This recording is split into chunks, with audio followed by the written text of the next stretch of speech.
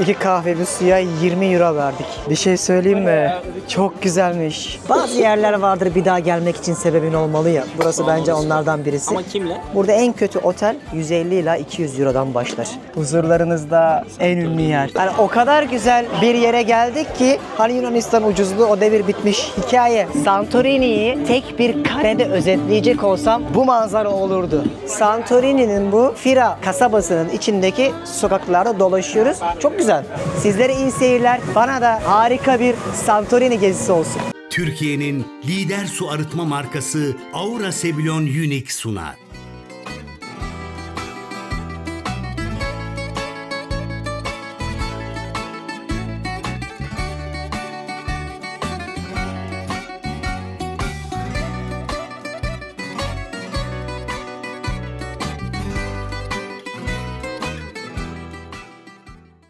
Hanımlar beyler, dünya turumun Yunanistan ayağının en güzel durağına hoş geldiniz. Şu anda Santorini'deyiz. Bugün size dünyanın en romantik 5 yerinden biri seçilen bu adayı anlatacağım. Türklerin de çok sevdiği bir destinasyon burası ve sonuna kadar izleyeceğiniz harika bir bölümü izleyeceksiniz.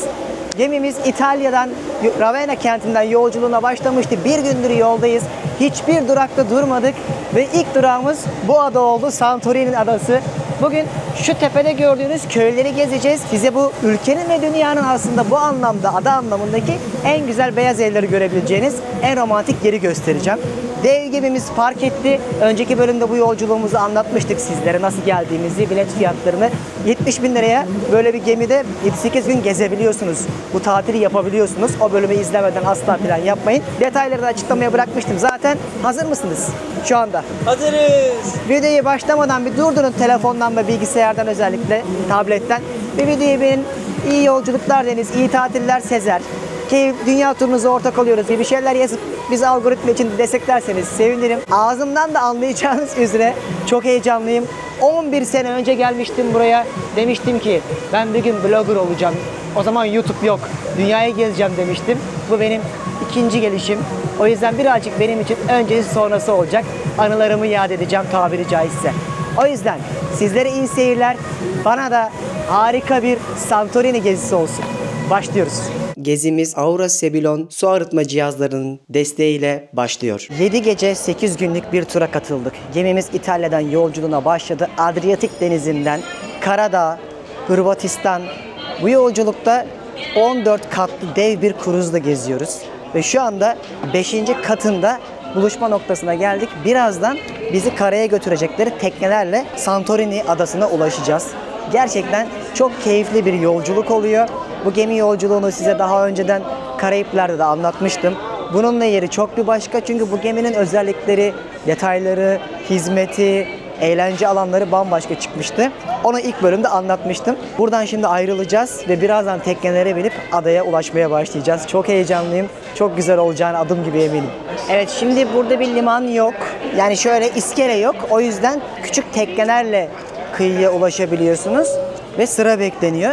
Sıranız geldiğinde size böyle fişler veriyorlar. Biz mesela 9 numaralı grubuz. Bu tekneyle gideceğiz. Buna da tender diyorlar. Küçük filikalara. Şimdi geminin içinden Santorini'deki limana gitmek üzere yolculuğumuz başlıyor. Çok iyi ya. Şuradan ne zaman geçsem, yani nerede olduğumu anlayamıyorum. Şu cadde olayını çok iyi düşünmüşler. Gemi değil, şehir olayının bence en kıymetli kısmı şu alanı. Yalnız var ya, daha ne gemiler var. İnşallah bir gün onları da deneyimlerimi sizlere anlatırım. Böyle 200'den fazla gemiyle yolculuk yapabiliyorsunuz Akdeniz'de. Ve gemi yolculuğunu herkes böyle sadece yaşlılar yapıyor gibi düşünüyorlar ama alakası yok. Gencinden, işte çiftlerinden herkes bu kültürü benimsemeye başlamış. Çünkü her gün yeni bir yer görüyorsun. Her gün manzaran değişiyor ve yeme içme dahil olduğu için çok daha uygun fiyatta oluyor. Açıklamaya her şeyi bırakacağım, oradan bakarsınız. Şimdi adaya geçelim bakalım.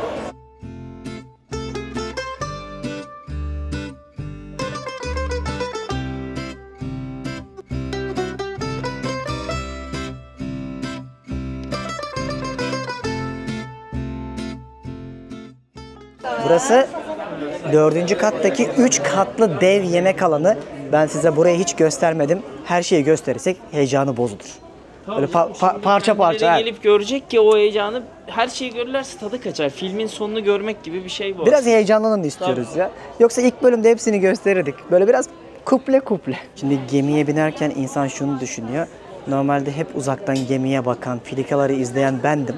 Şimdi ilk defa geminin içinden sahile, adaya giden ben olacağım. İlginç. Çok heyecanlı ya. Herkes sırasını bekliyor. Böyle Titanic'in battığı an var ya, kaos. Hep aklıma o geliyor. Kalabalık olunca. Bunsuz inemiyorsunuz. Bu benim artık pasaportum çünkü. Bütün gittiğimiz şehirleri, adaları, ülkeleri bu kartla gezeceğiz.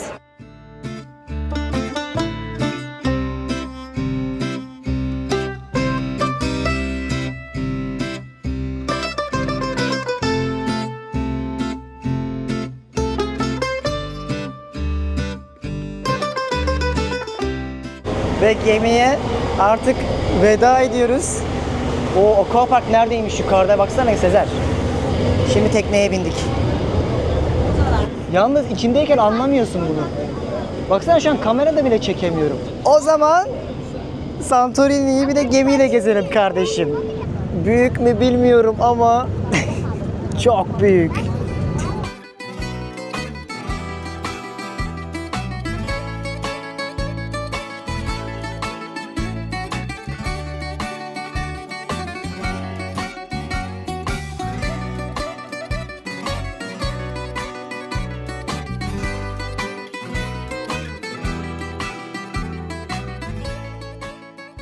Tekneyle limana iniyorsunuz. Buranın yaklaşık 100 metre civarında olduğunu tahmin ettiğim tepedeki kent merkezinde, adanın merkezine ilerleyeceğiz şimdi. İki alternatif var, ya eşeklerle çıkacağız ya da teleferikle. Bakalım şu kalabalığa bak. Abi sadece şu 3 gemiden 10-15 bin kişi gelmiş.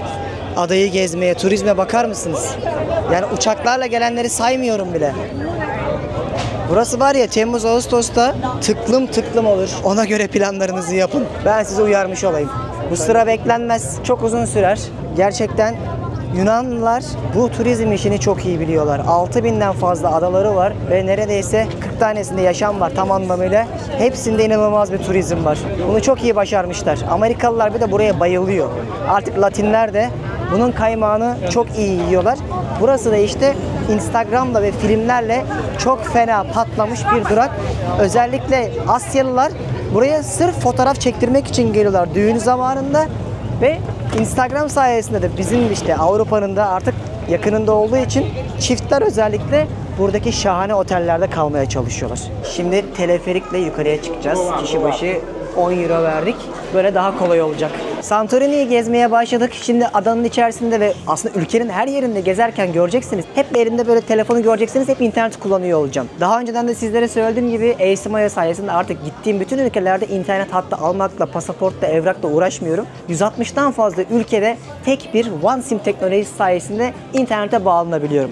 Mesela şimdi Yunanistan'a geldik. Yunanistan'a özgü paketini de direkt uygulama üzerinden alabildim ve her yerde internete rahat bir şekilde bağlanabiliyorum. Bununla beraber isterseniz kullandığınız kadar bakiyenizden düşüyor, isterseniz de paketler satın alıp kullanabiliyorsunuz. Bu Jamaika'da da geçerli, Meksika'da da, Avustralya'da da, Tayland'da da birçok yerde. Bu 160'tan fazla ülkenin hepsini ASMR'ın uygulaması üzerinden hangi ülkeye gideceksen istersen seçebiliyorsun, istersen otomatik olarak o ülkeye indiğin andan itibaren internete sistem seni bağlıyor. Yapman gereken tek şey ASMR'ı aldıktan sonra One SIM'i telefonunda aktive etmek ve hücresel kısmından ASMR'ı açmak. Hepsi bu kadar. Akabinde ülkeye indikten sonra otomatik olarak sinyali almaya başlıyor ve internete bağlanabiliyorsun. Bunu daha önceki dünya turlarımın hepsinde sizlerle de paylaşmıştım. Kullandığım bir uygulama olduğu için gönül rahatlığıyla sizinle paylaşıyorum bu deneyimimi. Hatta Hayal 2 kodunu kullanarak $2 hediye bakiyeli bir şekilde siz de ASMR'ı kullanabilirsiniz. Detayları açıklamaya bıraktım. Oradan bakarsanız ASMR'ya da bu videoma ve dünya turuma sponsor olduğu için teşekkür ederim. Hadi Santorini gezmeye başlayalım. Şöyle bir yer. Güzel düşünmüşler bunu ya. Eskiden burada sadece eşekler vardı. Hatta adada ulaşımı sadece eşeklerle sağlıyorlarmış. Şimdi günümüzde teleferiği yapmışlar. Böylece gariplerim can çekişmesinler arkadaşlar. Yine söylüyorum, lütfen gittiğiniz ülkelerde eşekleri, hayvanları, turizm için kullananları desteklemeyin. Her zaman abi. Teşekkürler. Bu bayağı hızlı geliyormuş baksana. Çok güzel inmiyor mu ama böyle dökülüyormuş gibi. Gönder abi. Şu sıcakta bizi yürütmeyin. Yolculuğumuz başladı. 5 dakika bile sürmeyecek yukarıya çıkmamız. Oğlum bir şey söyleyeceğim. Evet yani Bizden birisi. bunu kesin İsviçreliler yapmıştır, bir şey olmaz. Onların bütün dağları da şey ya. Japonlar yapsaydı keşke. Japonlar da olabilir. İntihar ediyordu bile öyle. O yüzden hani güvenirim. Ama bayağı sallanıyor geçişlerde, ara geçişlerde. Bizim Fethiye'de bile var. Yani Baba Dağı çıkıyor. Patlayan dağ burası arkadaşlar. Karşısı mı? Evet, o depremlerin falan. Santorini volkanı orası. Aa bak şu karşıdaki. 3600 yıl önce bu gördüğümüz bütün böyle çanak diyeyim buraya. Yarım burası hilal şeklinde. 3600 yıl önce aslında bu bölgeler tamamıyla kara ve hakikaten büyük bir yerleşim var. Minoslular var burada. O dönemde büyük bir patlama olduktan sonra buradan Girit'e kadar Knossos bölgesi sular altında kalıyor ve Minos hanedanlığı ya da Minos uygarlığı sona eriyor. Hatta bu Atlantis muhabbeti buradan mı geliyor? Atlantis muhabbeti de buradan geliyor. Sualtı şehrin Sualtı oldu burası mı şehri. yani? Burası oldu tahmin, yani Kesin bir öyle şey yok, söylenir. rivayet. Aslında o tabii Platon'un biraz daha hayal gücünü kullanarak yazdığı yazılar. İspatla var. Şey var. Ama Atlantis öyle derler. Teşekkür ederiz Sinan Bey. Sinan Hocam da Ben geziyoruz. teşekkür ederim. O da bizim gemideki rehberimiz sağ olsun. Yürüyen rehber. Yürüyen her şey. Yürüyen tarihçi. Adamda Portekiz'de, Almanca, İtalyanca, Hepsi hepsi var. var. Evet, zoru bitti. Artık bundan sonrası kolay. 2 tane köyü gezeceğiz. Şimdi bunların en büyük kentinin merkezine geldik. Ve aslında daha önceden kurulan şehrin de merkezi burası. Sonra da en turistik yerini göstereceğim size. Oraya bayılacaksınız. Özellikle böyle mavi kubbeli kiliselerle beraber nam yapmış bir yer. İya adında bir köy göreceksiniz. Yani o kadar güzel bir yere geldik ki şu taşlardan anlıyorsunuz. Trafiğe kapalı böyle Arnavut kaldırımı taş sokaklardan şu anda yürüyoruz. İner inmez hiçbir trafik yok. Sizi böyle Yunanistan'ın renkleri, mavileri, beyazları, yeşilleri karşılıyor. Nasıl ilk izlenim? Çok iyi kanka. Çok güzel değil mi? Evet yani beyaz mavi hissettiriyor bize. Keyif alacağız gibi duruyor. Şimdi bizim burada çok zamanımız yok. Ben buraya daha önceden geldiğimde 3-4 gün kalmıştım ve rahat rahat gezmiştim. Burada plajlar da var denize girmek için, kırmızı, siyah, beyaz diye. Onlara gidebiliyorsunuz. Ama ben size asıl bu gezide hızlandırılmış Santorini'yi ve köyleri göstermek istiyorum. Siz bir gün olur da buraya eşinizle, aşkınızla, kimle artık gelirseniz en az 2-3 gün ayırın. İlk gideceğimiz yer merkezi gezmek değil, İya'ya gideceğiz. Orada biraz Yunanistan'ın bütün o renkli evlerini görelim. Yalnız var ya, alışveriş için o kadar çok şey gördüm ki harika yer şeyler var ya. Böyle şimdi sokaklardan kaybolarak yürüyelim. Rodos, Kos, Simi, Mikonos, Santorini, Sakız birçoğunu ben gördüm. 600'den fazla Yunan adası var. Hepsinin tadı farklı olsa da bu en romantik olarak biliniyor. Şimdi gideceğimiz bölge de, İya bölgesi de, kasabası da en pahalı aslında otellerin de olduğu yer. Şimdi ben bunların hepsini açıklamaya bırakacağım. Bir fotoğrafım var. Onun yerini bulursam bir before after, öncesi sonrası gibi size de göstermek istiyorum. Ne ara 10 sene geçti de bu işi yapar olduk. O zaman en büyük hayalim buydu, biliyor musunuz? Böyle bir ay tura giderdim intihar edilmez. Mesela 1000 euro param vardı. Bir şekilde gezmeye çalışırdım günlük 30 euro ile 50 euro ile. Şimdi mesleğimin bu olacağının temellerini aslında ben o zaman atmıştım. Çok istiyordum çünkü. İnsan isteyince yapamayacağı şey yok. Örnek. Aha örnek. İsteyince yapamıyor. Takipçimdi. Şimdi beraber geziyoruz. Hakikaten öyle oldu ya. Yani 4-5 sene önce ilk yola çıktığımda 2019'du galiba. Roma gezimde seni izleyerek çıktım. Yazılarını okuyarak çıktım. Şimdi o programları beraber yapıyoruz mesela. Çok ilginç. Niye ama? Arka planda Çalıştık abi. tabiri caizse eşek gibi çalışma derler ya. Yani biraz öyle. Şimdi buraları ilmek ilmek işleyip bunları sizlere anlatmak, gelip burada videolar çekmek, doğru açıları yakalamak, işte doğru planlama yapabilmek, kalacağın konaklamasından her şey çok zor. Gerçekten Siz- dışarıdan kolay gibi gözüküyor. Onlar bir tatil yapıyor. Bir hafta gidiyor. Yoruluyoruz diyorlar. Bizim dönünce. 30 haftamız böyle geçiyor ve hep kendimiz bireysel planlayarak ve bir de içerik üreterek bunu yapıyoruz. Hatta şu anda en büyük girişimimiz Beni de Gezdirin de bu bütün adaların kartları, Rodos, Santorini, Mikonos, onları da aslında bak bu da bizim bir işimiz mesela. Beni de Gezdirin'i kurduk ve sağ olun 10.000'den fazla kişi indirdi. Binlerce insan satın aldı. Instagram'da 60-70 bin kişi olduk. Bu işe kendimizi adadığımız için. Hani Yunanistan'a geleceğim, Santorini'ye, Mikonos'a, Roma'ya, Paris'e, Planlama Londra'ya. yapacaksan Biz yaptık, siz Hiç yapmayın. gerek yok. Yani gün gün sizlere orada yazıyla, görselle, videoyla artı YouTube videolarımızın entegrasyonuyla her şeyi anlattık. Hem mobil uygulama olarak da Android'de ve iOS'ta da indirebiliyorsunuz. Tek tıkla elinizde ülke Başka ya da şehir bir var. kaynağa ihtiyacınız Hiç şey yok şu anda. Yani tek tek ChatGPT'ye yazacaksın da o sana yaşanmamış bir tecrübeyi anlatacak da kulaktan duyma. Biz bizzat kendi duyduğumuzu anlatıyoruz. Fark bu aslında. Hep soruyorsunuz. Bir de biz Sezer sorup ben cevaplıyorum ne yaşadıysak. Yani bir yerden bir şey araştırıp yapmadık bunu. Kendi yaşadıklarımızı anlattık. O yüzden beni de gezdirin.com'dan hem iOS hem Android'den buralara gelecekseniz, gezecekseniz uygulamamızı indirin, sitemize bakın, kartımızı alın. Hangi yere gidecekseniz, Bali, Phuket bile var. Ve gönül rahatlığıyla plan yapın. En sona da bir yorumlama yaparsanız, Evet. puanlama yaparsanız bizleri kartı aldıktan sonra çok seviniriz. Çünkü biz daha çok yeniyiz, yoruma ihtiyacımız var. Var. Yani böyle sevdiyseniz yapın şaka maka. Tabii, gittiysek Hak ettiğimizi düşünüyoruz. Hadi bakalım buradan şimdi ayrılıp o küçük köye gidelim. Bu otobüslerle gidiliyormuş İya kasabasına. Hadi bakalım. Bak şimdi normalde orası 20 dakika falan sürüyor. Dedik Uber'le falan mı gidelim? 40 euro dedi. Dedik ne gerek var abi? Sonuçta 2 kişi 4 euroya gidebiliriz. Böyle bilet aldık az önceki terminalden. Şimdi o meşhur İya kasabasına doğru yolculuğumuz başlıyor.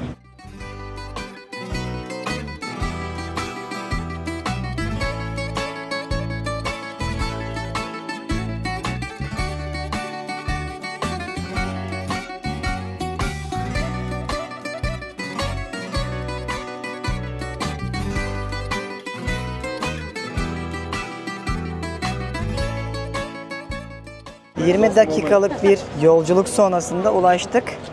Burada şimdi köyü keşfetmeye başlayacağız. Yollar tek gidiş tek geliş. Adaların her yerinde olan tarzda. Ama manzaralar çok güzeldi. Bu köyün de manzarası çok iyi. Özellikle gün batımında ama gün batımında buraya kalamayacağız. Çünkü gemimiz 7.30-8 gibi ayrılıyor olacak. O yüzden böyle bir planlama yapmak zorunda kaldık. Eğer siz bir gün buraya gelirseniz kasaba özellikle gün batımıyla meşhur. İya kasabası. Bakın buranın da böyle sokakları daracık, trafiğe kapalı böyle merdivenlerden çıkarak asıl uçurumların olduğu yere gidiyorsunuz. Dondurmacılar var. Try. Dondurma verdi. Vlog me. Dondurulmuş yoğurt dedim bildiğiniz şekerli. Şu dükkanlara bayılıyorum Yunanistan'da. Hiç bozmuyorlar. Güzelliğe bakar mısınız? Bak yeşil, mavi, beyaz. Çok güzel koruyorlar. İşte o sadece bu adanın değil, ülkenin ikonik yapılarından bir tanesi. Şu kiliseyi görüyor musunuz? Birçok tanıtım videolarında, fotoğraflarında da görürsünüz. İşte o burada. Şimdi onu göstereceğim size.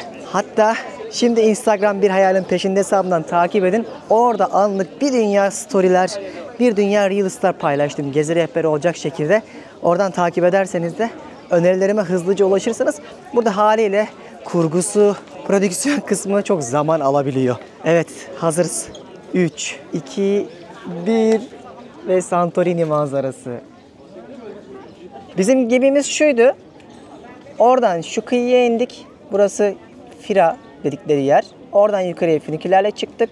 Tepeden de taksiyle, otobüsle buraya kadar geldik. Buraya geldiğinizde böyle otelde kalacaksınız. Doğa beklemeyin. Tamamen otel tatili. Dinleneceksiniz manzaraya karşı. Böyle ara sokaklarda dolaşacaksınız. Ve akşamları bu caddeler çok güzel oluyor. Çok huzurlu olur. Renkli olur.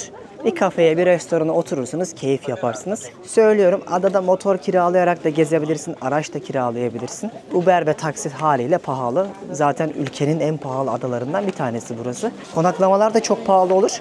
Ben size açıklamaya en uygunlarını listeleyeceğim, oradan bakın. Hele ki Temmuz-Ağustos'ta erken rezervasyon yapmazsanız emin olun burada en kötü otel 150 ila 200 Euro'dan başlar. Santorini Yunanistan'ın en pahalı adalarından biridir, Mikonos gibi. Manzara noktası kankam burası. Bak şimdi göreceksiniz. En ünlü yer huzurlarınızda en ünlü yer. İşte bu olayı bu biliyor musun? Bunun gibi 600 tane kilise var adada. Maviye boyamışlar, yamaçlara kurmuşlar, turizme kazandırmışlar. Bunu pazarlıyor. Ha farklı mı? Farklı. Güzel.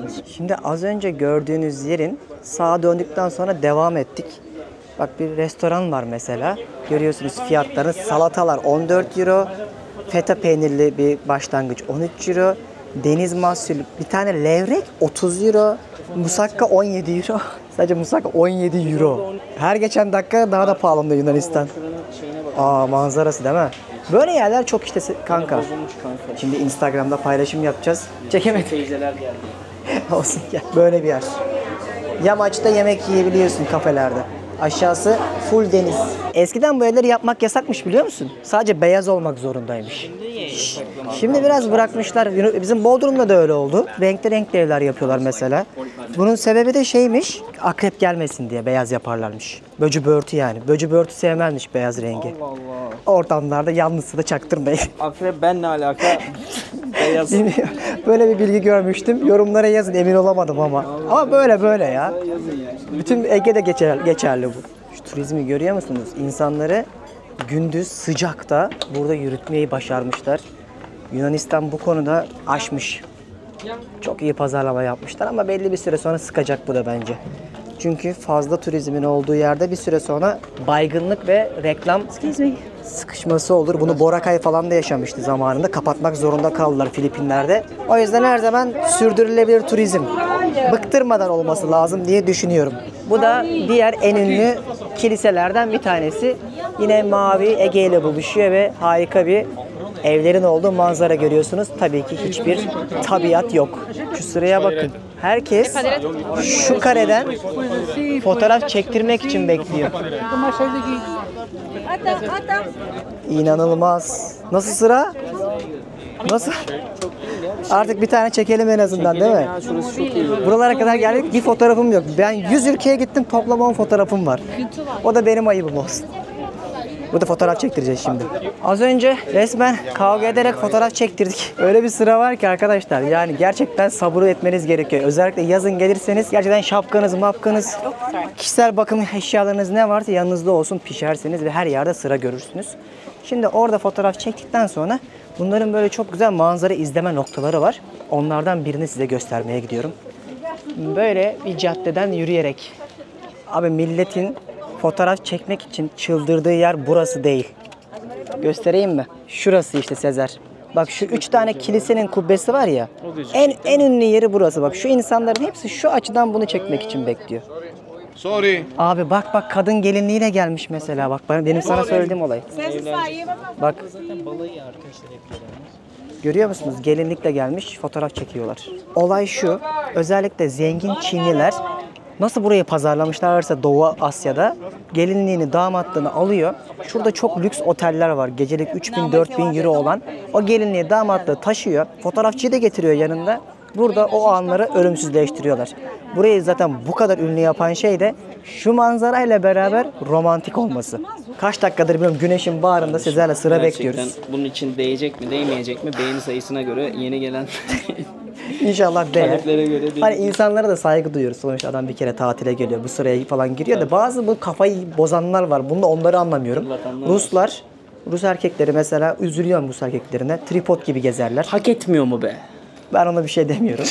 Çinliler sadece fotoğraf çekmek için gezerler.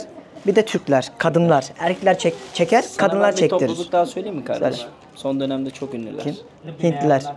Hintliler de başladı. Her yerdeler abi. Evet. Hadi sıra bize geldi. Biz geldiğimizde bu kadar sıra yoktu. Ona rağmen o kadar bekledik. Aklınızda bulunsun, bu sıraları beklememek size kalsın. Gelmişken anısı olsun dediğimiz anlardan bir tanesiydi. Şimdi bu tarafları biraz gezeceğiz. Sonra sabah geminin yanaştığı ilk size gösterdiğim yer var ya, Fira kasabasına doğru. Fira diye yazılıyor, Fira diye okunuyor. O kasabaya gidiyoruz. Orası ilk başkentmiş zamanında. Şehir orada kurulmuş. Bu arada burası volkanik oluşumlarla oluşmuş bir bölge aslında. Size gösterdiğimiz bütün o dağlar, adalar patlamalardan sonra oluşmuş. 3600 yıl önce. Birçok yere gittiğinizde burada kırmızı, siyah plajlar görüyorsunuz. Bunun da sebebi volkanik bir oluşumdan sonra bu bölgenin aslında coğrafik şekillenmesinin olması. O yüzden neredeyse de hiç burada tatlı su yok. Adadaki şarap çok gelişmiş ama tamamen tuzlu sudan arıtarak yapıyorlarmış. Ve bununla beraber adanın en büyük geçim kaynağı vakti zamanında balıkçılıkmış, takdir edersiniz. Şimdi ise günümüzde etraftan anladığınız üzere turizm. 15.000 kişi yaşıyor küçücük bir yerde ama milyonlarca turist adayı resmen zenginliğe boğuyor desem yanlış olmaz. Hadi bir sonrakine gidelim. Bindiğimiz yere geri geldik. Yemek yiyeceğiz, restorana diyoruz. Göster bakalım. Nasıl gidiyor? No Name Grill Restoran diye bir yer var. Biraz buranın yerel yemekleri var gibi. Ben bu çocuğun lafına güvenirim. Bu düzgün bir çocuk, gezen bir çocuğa biz. Bir çocuğa 4.9 1378 diyorum. Ortalama 15'te 25 euro. Zaten biliyorsun Yunan'da hep aynı fiyatları ödüyoruz. Burası da onlardandır. Hadi gidelim. Sen Rodos'ta iki şeye 100 euro verdik. Kişi başı 100 50 euro euro. ödedik. İçki bile yok içinde. Terbiyesizlik. Yunan adaları arkadaşlar genel olarak bilinen yerler böyle ama aklınızda bulunsun. Neyle? Mikonos. Soda 7,5 euro ödemiştim ya 2 sene önce. Bir sonraki videoda göreceksiniz o 10 euro olmuştur şimdi. Olmuştur. Bir enerji alalım. Enflasyon. Çok hani öğlen yemek yedik gemide ama enerjimiz düştü, akşam oldu. Bir güzel akşam yemeği yemek istiyoruz. Ben daha önceden de Santorini'ye geldim. O yamaçlardaki lüks bir sürü yerde yemek yedim, dolaştım. Biliyorum da mekanları vesaire ama birazcık hakkımızı Yunanistan'da çünkü artık böyle çok bilindik yerlerin patladığını düşünüyorum. Daha az bilinen, daha arkadaki yerler daha lezzetli oluyor. O yüzden böyle hani uçurum taraflarında kokteylleri bir şeyler içmeye gideriz ama yemek için daha sapa kalan bir yer seçtik. No Name diye. İsmi bile yok bak. Türkçesi o. İsimsiz demek. Şimdi geldiğimiz restoranda size bir fiyatları gösterelim. Önce yemeklerle başlayalım. Bakın burada başlangıç kısmında saganakiler var. Bildiğiniz peynirleri var bunların. O 7 euro. Favaları var 8 euro. Musakka söyledik bir de biz. 12 euroymuş mesela. Salatalar 11-12 eurodan başlıyor. Deniz mahsullerine bakın. En ucuz deniz mahsulü 26 euro. Şimdi ortaya karışık bir şeyler söyledik. Akşam yemeğinin önü gibi düşünün. Akşamüstülük bir kendimize masa kuruyoruz. Afiyet olsun. Musakka mı bu? Nasıl musakka ya? Yani bizim mantığımızdaki musakka gibi değil mi? Değil. Baksana şeyine. Biz Rodos'ta niye hiç musakka söylemedik Sezer? Yedik mi? Sonra yedik ya. Afiyet olsun bakalım. Yunanistan'da musakkayı nasıl yapıyorlar? İlk defa deneyimlerim. İşte bu. Güzel. Çok güzel. Hafif. Baksana şuna. O beşamel sos işte. Öyle mi? Onu fırında yapıyorlar. Meşhur saganakileri. Peynir, bizim Hellim peyniri var ya onların da bir şey söyleyeyim mi? Ben çok severim peyniri. Şöyle ne güzel uzadı. Bir de üstüne pirzola söyledik. Bunun hepsine 50-60 euro yani kişi başı 25 euro falan ödeyeceğiz. Bence gayet Santorini şartlarında iyi. Ön tarafa gitseydik bu muhtemelen ilk katı olurdu. Buna da şükür. Afiyet olsun. 50 küsür euro yemek yedik. Bence Yunanistan'da yediğimiz çok güzel yemeklerden birisiydi. Vallahi ilk üçe sokarım. Yani Rodos'tan beri diyorum. ki et yedik. Deniz mahsulünden çok bıkmıştık. Önceki bölümlerde Rodos'ta göstermiştik. Ahtapot'tan da kalamardan da böyle bir değişiklik olsun dedik ama Yunanistan'ın kuzusu güzelmiş. Bayağı böyle Pirzolası. sanki süt kuzu gibiydi değil mi ya? Vallahi Dağıldı aldı. helali hoş olsun. Şimdi artık akşamüstü gün batımını izlemeye Fire'ye gidiyoruz. Çok güzel bir gün batımı Kardeşim izleyeceğiz. bir şey diyeceğim. Heh. Ben röportaj yapmak istiyorum. Nerede yapacağız? Burada bile yapabiliriz. Her yer turist. Dünyada herhalde en yoğun turist yerlerinden biri burası olabilir. Vallahi billahi küçük bir ada. Sokakta yürüyecek yer yok. Güzel bir gün batımı olacak gibi bugün şansımıza. Şuradaki meydandaki meşhur kilisenin olduğu yerden geziye başlayalım bakalım. Uçurumun kenarına yaklaştıkça rüzgar yüzünüze vurmaya başlıyor. Bir şey söyleyeyim mi? Çok güzelmiş. Wow. Harika. Vallahi daha güzel baksana şu. Daha güzel değil mi? Şuraya bak ya. Evet. Gemiler aşağıda park etmişti. Yukarıya çıkmıştık. Buraları geziyoruz. Burada büyük bir kilise var. Onun etrafından trafiğe kapalı alandan yürüyelim. Yol burası işte kanka. Buradan yürüyeceğiz. Bak buradan itibaren devam. Evet. O zaman Yukarıya kadar gideriz. Ben- Size Santorini'yi tek bir karede özetleyecek olsam bu manzara olurdu. Harika mekanlar, bembeyaz, trafiğe kapalı merdivenler, muhteşem oteller ve aşağıda dev gemiler. İşte buranın özeti tam da böyleydi. Şu gün batımını daha söylemiyorum, daha onu yaşamadık. Birazdan yaşayacağız. Daha kızıllaştığında göreceksiniz. İyi ki geldik. Şunun için bu kadar kalabalığa, bu kadar zorluğa bence değer. Muadilini hiçbir yerde göremiyorsunuz. Sana bir şey söyleyeyim mi? Söyle kardeşim. İya'daki o ortamdansa ben burayı Ben tercih de burayı çok beğendim. Burası çok İya'nın yanında burası daha iyiydi. İya'da hani fotoğrafı çekeceksin kaçacaksın. Evet. Biraz şöyle dolaşalım gel çünkü bak şu otel var ya arkadaki. Hotel Atlantis yazıyor. Bunun önünden sırtını yukarıya doğru verdin mi? Komple tek zaten. kordon zaten burası. Her şey bunun etrafında kurulu. Burada dolaşalım biraz. Gel kardeşim. Mekanlardan birisi. Bir gösterelim burayı size. Sağda görüyorsunuz bir dünya mekan var ama asıl oteller ilerideydi. Tepelerde de var tabii, Tepelerde de yamaçlarda çok da var. iyi. Şurada da çok iyi oteller var. Bizim gemimiz şu beyaz olandı. Bir tane mavi kardeş yeni gemimiz var. Gemiyi park etti. Bir gün olacak da işin dünyayı gezmek olacak. Bir gemiye bineceksin. Akdeniz yolculuğu yapacaksın. Yıllar önce gelip de buradan oturduğun o gemilerle dolaşacaksın. Ve şimdi yolculuk yapacaksın. Hayalde gerçek oldu. Bir hayalin peşinde. Umarım sizin de başınıza gelir. Siz de dünyayı keşfedersiniz. Buralarda takılacağız. Yapacak hiçbir şey yok. Mekanda oturacağız. Doğa yok. Gezilecek yer yok. Tamamen kafe, restoran.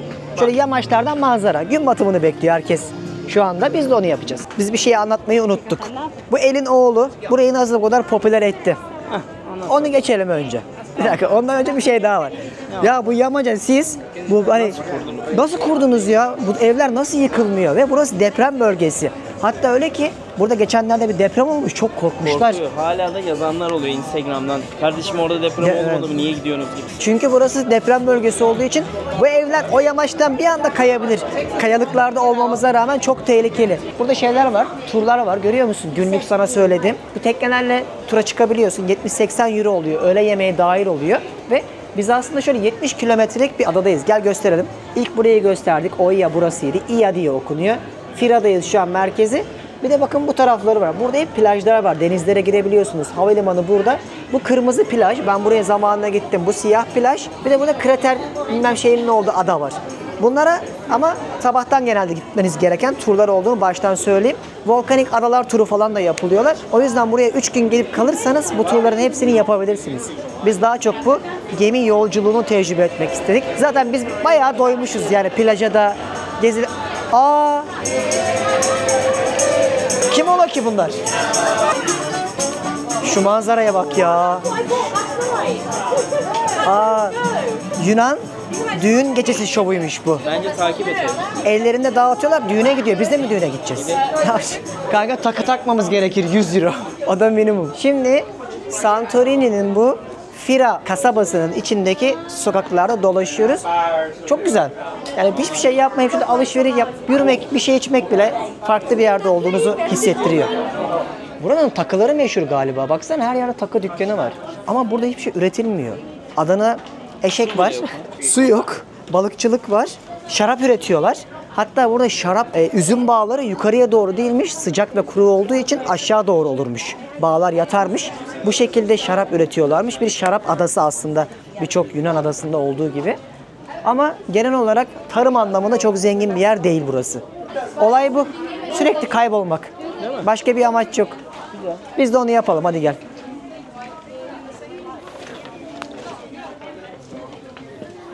Çok güzel elbiseler var. Kadınlara özellikle öneririm. Beyaz mavi tonları. Beyaz mavi giyeceksiniz. Ha kırmızı da oluyor bak. Kırmızı da çok giyiyorlar. Beyazın içinde zıt bir renk olduğu için. Ama akşam mesela şöyle bir kıyafet giyip gidebilirsiniz. Benim konuyla alakam ekledir. Şimdi gömlek giyiyorum ya artık hemen sektörü değiştirdim. Tekstilci olmaya başladım. Fiyatları da uygun ha bak şu gömlek 25 euro Sezer. Bir dokun bakayım sen ürün kalitesinden anlarsın. 25 euro. Kanka ucuz ya. Ucuz değil mi? Pahalı değil. Bunu sen diyorsun. Hayatta demez. Ucuz. Vallahi. Üstüne ucuz. Şimdi yukarıya doğru çıkıyoruz. Dikkatimizi çeken bir şey var. Sezer az önce röportaj yaptı. Tayvanlılardı. Onlara şunu sordu. Niye Yunanistan'a geldiniz? Cevap neydi biliyor musunuz? Bir restoranda duvarda buranın fotoğrafını görüp gelmişler. Dünyanın hani herkes Türk mutfağıyla ya Yunan mutfağıyla kıyaslamasını yapıyor ya. Ben Türk olduğum için söylemiyorum. Ama iki mutfağı da deneyimlediğim için söylüyorum. Harika mutfağımız var. Ama pazarlamada çok sınıfta kaldık. Biz gittiğimiz yerlerde dükkanlarımızın önüne çirkin çirkin hala yurt dışında tabelalar koyarken ve sadece dönerden ya kebaptan ibaret sanıyorlar bizi. Bu adamlar Guatemala'da ya da Sezer'le en son Meksika'da Playa del Carmen'de kentin ortasında devasa restoranlar kuruyorlar ve aynı zamanda ülkelerinin reklamını yapıyorlar. O Tayvanlıyı da Taipei'den uçağa bindiren o duvardaki bir Santorini fotoğrafıydı. Bu videonun da mesajı bu olsun. Biz elçiyiz. Biz Elçiye zeval olmak yani kardeşim. biz Biz bunları göreceğiz, göstereceğiz ki insanlar biraz daha farkına varsın işlerin. Çünkü- Farkına varmadığı sürece de bu Tayvan'daki adam görmeye devam et buraya gelecek. tabii ki çünkü biz bu işi yapanlarız, izleyenler değil ve en iyi yaşayanlardanız aynı zamanda diye düşünüyorum. Yorumu sizler takdir edersiniz, yaparsınız. Ama ben bu kadar yıllardır hayatımı bu seyahate verip sizlerin de gezmenizi isterken aynı zamanda ülkemin de tanınmasını istiyorum. Daha iyi yerlerde. Mesela kesinlikle bak bir kişi önümüze atladı mı kaç saattir video çekiyoruz. Dükkana gel diyen oldu mu? Çok ayıp. Bunlar yasaklanmalı. Marmaris'e gittik Sezer'le geçenlerde. Sokaktaki kadını çekip öpüp bak bu ne dersiniz artık buna? Mekana çekmeye çalıştılar. Yani onu sizden birine yapsalar adamı şikayet edersin. Bunlar çok yanlış şeyler. O yüzden bunları yaparsak gerçek anlamda biz de sürdürülebilir ve katma değerli turizm yapabiliriz. O adam da Taipei'den uçağa binip sadece bir fotoğrafla bizim de memleketimize gelir. Kapadokya bunu çok iyi yapıyor ama hala eksikleri var bence. Gastronomi anlamında özellikle. Daha yürüyeceğimiz çok yol var ama önce şurayı yürüyelim. Sezer koş. Oo, şuna bak. İnanılmaz. Şu an seninle burada olmalıydık. Şapşal dediğin kişi. Vallahi tam gönderme. İnanılmaz. Sezer ben bir daha buraya gelirsem manitamla gelirim. Sezer Yılmaz. Yes, we are YouTuber. Nice. Where are you from? Türkiye. Türkiye. Nice. Bakın şu Çok güzel ya. serşelerle geçeceğiz. Teknelerle aşağıdan manzara izlemeye mi? Evet bak yani şu köşede oturalım diyor. Evet. Hadi hızlıca şekilde. Ben kafayı yedim. Hadi iyi seyirler. Hadi iyi seyirler arkadaşlar.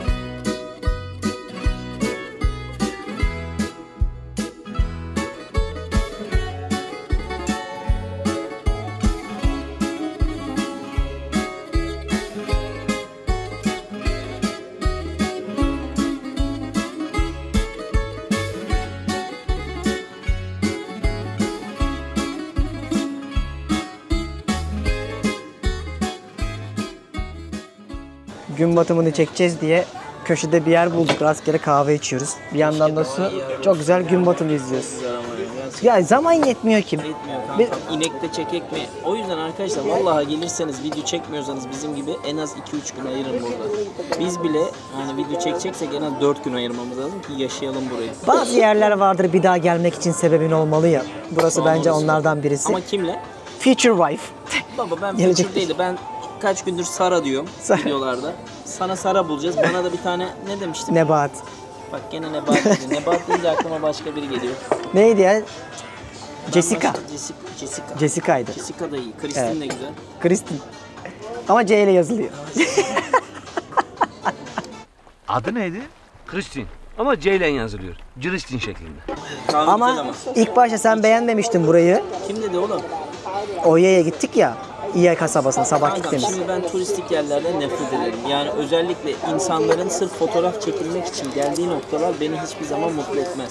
Beni bugün Bali'ye at ya da Tayland'a Köyde kumun üstüne kalayım. At, köyde at, köyle sırnaşayım, kaynaşayım, yemek yiyeyim onlarla beraber. Ben bunu seviyorum. Şimdi ben Kalabalık, burada herkes yoğunluk böyle değil mi? giyinmiş. Ben bile giyindim mesela bak özen gösterdim. Dedim ki, Ben mavi giyindim çekelim. ya. Hadi biz Instagram'ırız lan. Hani tam öyle sayılmasak da öyleyiz. Kahve güzel. Çek keşke az olmasaydı ama çok az getirmiştim. Bir de bunu meşhur alacaklar muhtemelen. Bak mesela şu an tamamen spontane yaptığımız bir video ha. Yüz binlerce insan izleyecek. Şu kadar düşünmedim ne konuşacağımızı. Böyle güzel ama zaten. Bence ondan bizi seviyorlar. seviyorlar. Evet. Demiyor ki kardeşim siz niye üçkağıtçılık yapıyorsunuz? Doğal davranın. Neyse koyuz. Ya biz hala mesela hani para değil mesele olay ama arkadaki daha samimiyet, arka mahalleler kafasındayız. Yani bu bizim genlerimize işlemiş artık. Ön taraftaki turistik yalakalık bana şey geliyor, samimiyetsiz geliyor. O yüzden böyle yaşamaktan mutluyuz en azından. İki gezgin olarak, hayatını yollarda geçiren olarak sizlere de rehber olabiliyorsak ne hala. Ben artık gün batımının keyfini çıkaracağım. Ben Hadi artık görüşürüz. Kendi ülkemde kazıklama bu kadar az kahve Çok mi az konur kahve lan? getirmiş, evet. Böyle bir şey mi var? Amerikan mı içiyor? İki yudum da bitti. Ben içine su koyarak çoğalttım. Kızdım bak şimdi demin övdüm ben bunları ama. Şu an Sezer inanılmaz söyleniyor. 2 kahve bir suya 20 euro verdik. Yaklaşık olarak servet değerinde. Hani Yunanistan ucuzlu o devir bitmiş. Hikaye. Rodos da aynıydı. Burası da aynı. Asla bu konuda fikrim değişmedi. Hadi biraz da akşamını görelim sonra gemiye geçeceğiz. Şimdi akşam oldu. Sokakları geziyoruz. Her yerde böyle dondurmacılar var. Bunlar da böyle Yunan yoğurdundan dondurma yapıyorlar. Aynı Roma dondurması gibi oluyor. Böyle birazcık daha sert değil, yumuşak. Onun ismi neydi? Aklıma gelmiyor. Sabahtan beri konuşuyorum. Kaç saattir bu videoyu yapıyorum. O yüzden bu kadar yapabildim. Hızlandırılmış.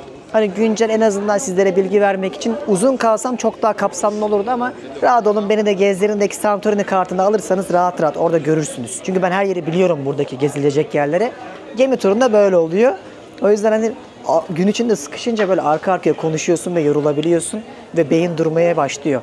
Evet, aklıma geldi. Sorbe dondurmaydı. Sorbe şeklinde oluyor. Bizdeki hani Maraş çok serttir ya. Bunlarınki biraz daha yumuşak. Her yerde dondurma satıyorlar. Hangi kanal? Biz bu Fethiye'den bir çocuğun kanalı. Gabaç mısın sen? Eşenliyiz, Dodurga. Ben de artık Gabaçlıyım arkadaşlar. Fethiye'de 11 aydır yaşıyorum ama son aylarımı doldurdum. Deniz'in eve eşyaları bırakıp kaçıyorum. Ben de evden sıkıldım. Ev bize göre değilmiş. Denedik. Sezer evinde kaldı. Benim ayrı evim vardı. Biz 9-5 çalışan adam olsak evlenip barklanıp düzenli yaşardık. Fethiye çok güzel bir yerde. Çok güzel. Biz öyle insanlar değiliz. Ben artık 35 yaşında bunu öğrendim. Öğrendim. Yeter. Yeter. Biz yolda abi. Her limanda başka gemi. Oo, Kruz anlamında. sarayı mı buldun? Kruz anlamında diyor. Bak yoğurt O kebap yüzden var. bununla yüzleşmiş olduk. Kabullen. Bu sene var ya bıkacaksınız gezilerden, seyahatlerden, Tüm videolardan. dünyayı göreceksiniz belki. Kafa çünkü şu an çok iyi bizim. Üf. Yani sağlıktan başka bir şey yıkamaz. Hele aşk meşk, psikoloji falan o devri çoktan geçtik. Haydi geri dönüyoruz. Evet geldiğimiz gibi teleferikle geriye dönebiliriz. Artık akşam oldu. Her şeye rağmen çok güzeldi. Burayı görmek ve güncel halini görmek beni mutlu etti. Bir sonrakinde bakalım daha özel bir şeyi kutlamak için de inşallah gelmek nasip olur. Böyle tek başıma finiküllerin içerisinden şimdi aşağı indim. Teleferin içerisine aşağı ineceğiz. Güzeldi. Bir sonrakiler daha da güzel olsun. Bu gemi yolculuğu evet çok hızlı, evet çok yorucu ama aynı zamanda çok rahat. Çünkü birçok yeri tam anlamıyla yaşayamasanız da yolculuğun keyfi bir başka oluyor. Her gün manzaranız değişiyor. Her gün sınırsız yemekler yiyorsunuz. Havuzlarda takılıyorsunuz, eğleniyorsunuz. Ama en azından az da olsa şehirleri böyle ucundan size gösteriyorlar. Santorini'nin gecesine şimdi elveda edip şurada gemimize doğru yol alalım bakalım. Güzeldi. Her şeye rağmen bir kere daha burayı görmüş olduk.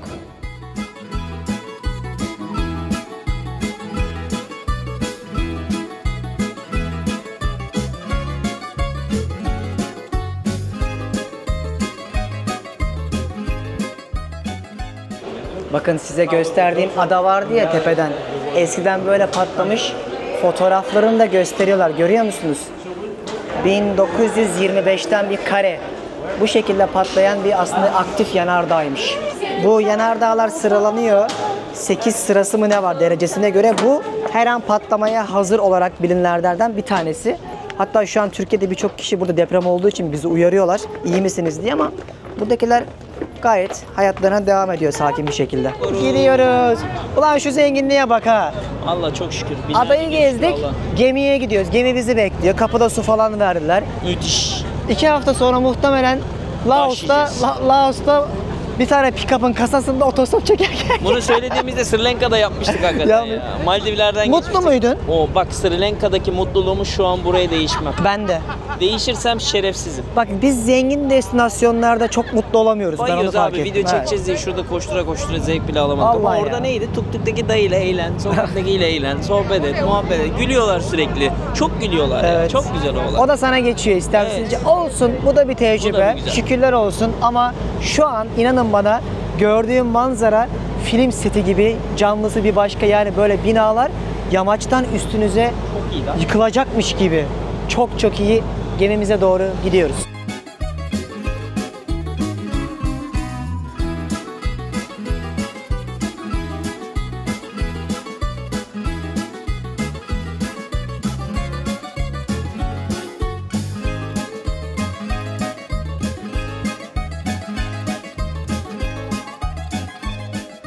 Dışarıdan baktığında rüya gibi yani Titanic'in batma sahnesi var ya hani Aynen, ışıkları yanarken ki Filikalar da orada. filikaları falan atıyorlar hani uzaktan zenginler önce iniyor.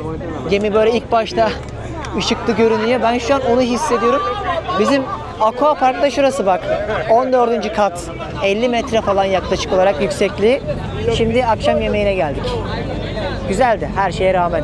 Bakın burası 11. kattaki açık büfelerden bir tanesi. Siz mi bakıyorsunuz Sezer Bey? Bak 11'den sonra gerisi almam. Yemin ediyorum almam. Almıyorlar. 11'e kadar. Aç kalma ihtimalin yok burada. Ne ararsan var. Burada zorla ellerini yıkatıyorlar. Önce elinizi yıkayın diyorlar. Böyle bir farkındalık yaratmışlar. Bak helal olsun mesela. Geminin girişinde herkes tek tek ellerini yıkıyor. Bunun yaşı maşı yok. Güzel örnek olmak gereken ince bir detay aslında. 5, 6, 7. katta 3 katlı olan fine dining restoranı var. Her gün kullanabiliyorsun onu. Ama biz bugün onu yemek istemedik. Sonraki bölümlerde anlatırım. Buradan arka tarafa kadar full yemek var. Burası İtalyan. Burası şefin favorileri. Burası ızgaraların olduğu yer.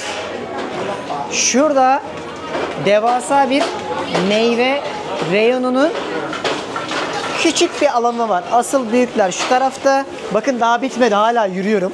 Burada da işte ayrı soğuk kesilmiş meyve tabakları, peynir tabakları var. Burada etler, domuzlar, ızgaralar, balıklar, ne ararsanız var. Yemekler çok güzel. Çok beğendim. Hiç aç kalmadık şu ana kadar. Burası da komple tatlı ve meyve, sebze reyonlarının olduğu yer. Bu bir açık mutfak. Yani istersek a la carte restoran mıydı deniyordu. Tam fine dining miydi? O kadar acıkmaya başladım ki yine unuttum ne olduğunu. Onları da kullanabiliyorsunuz. 5. 6. 7. katlarda bir gemi için bu fiyata mesela bu tur 70.000 TL'ydi. Türk Hava Yolları uçuş dahildi. Biz bu İtalya'dan kalkan Yunan adaları turunu almıştık. Çok güzel. Hiç aç kalmadık. Akşam yemeğini yiyeceğiz. Afiyet olsun. Şöyle bir sağlıklı tabak yaptım.